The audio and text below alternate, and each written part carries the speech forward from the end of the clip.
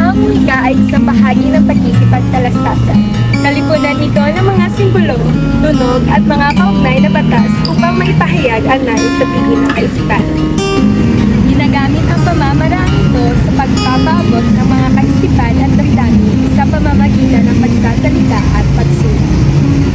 Isa rin itong likas na makataong pamamaraan ng paghahatid ng mga kaisipan, damdamin at mga hangarin sa pamamagitan ng paglikha ng mga tunog. Sa pamamagitan nito, nagkakaugnayan, nagkakaunawaan at nagkakaisa tayong mga Pilipino. Ang wikang Pilipino ang isa sa mga sumisimbolo sa ating kultura kung sino at anong tayo nakapahalagang paglunan natin sa ating wikang pambansa.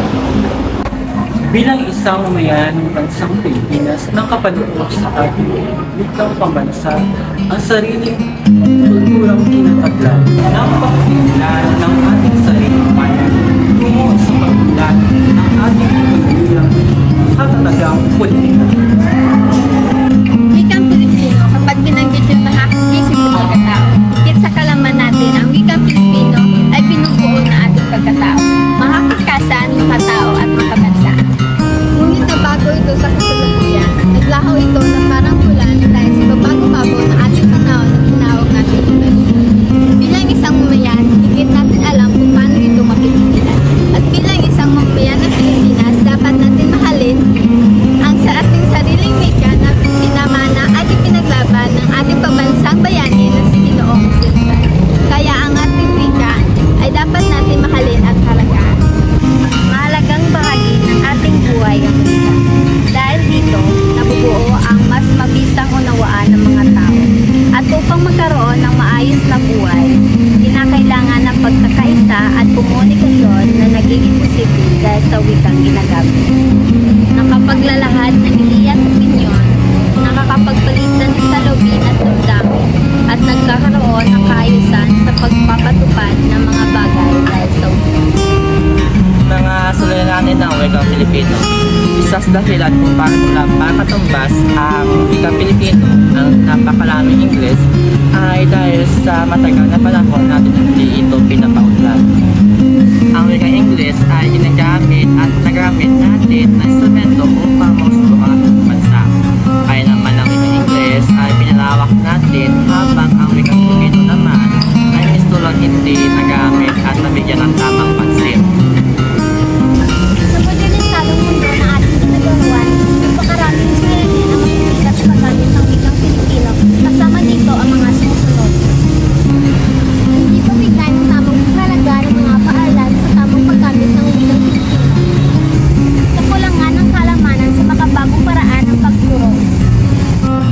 Upang mapaunlad natin ang wikang Pilipino bilang wikang pambansa, ito ang mga inirekomenda namin mga solusyon.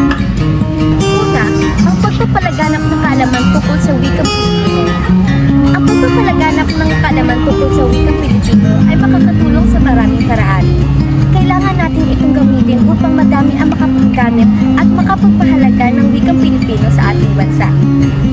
Pangalawa, ang paggamit ng wikang Pilipino sa paaralan at sa komunidad. Ang paggamit ng wikang Pilipino sa paaralan at komunidad, napapalagahan natin at pinapakita natin ang kalagahan ng wikang Pilipino sa ating buhay. Paggamit ng social media. Sa paggamit ng social media sa pagpapahalaga ng wikang Pilipino ay naipapakita natin sa mga tao na kahit gumagamit tayo ng social media ay pinapahalagaan pa rin natin ang wikang Pilipino sa pag-post ng mga mahalaga mga bagay sa wikang Pilipino. Makilahok sa mga aktibidades na may kinalaman sa pagpahalaga ng wikang Pilipino. Sa paglahok sa mga aktibidades na may kinalaman sa pagpahalaga sa wikang wika ay isang paraan ng pagkita ng pahalaga sa wikang Pilipino.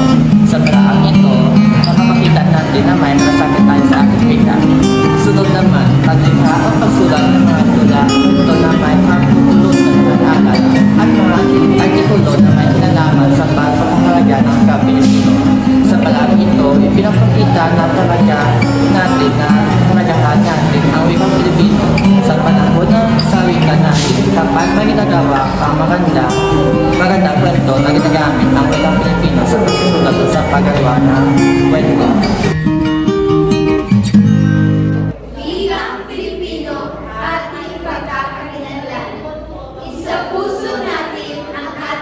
ating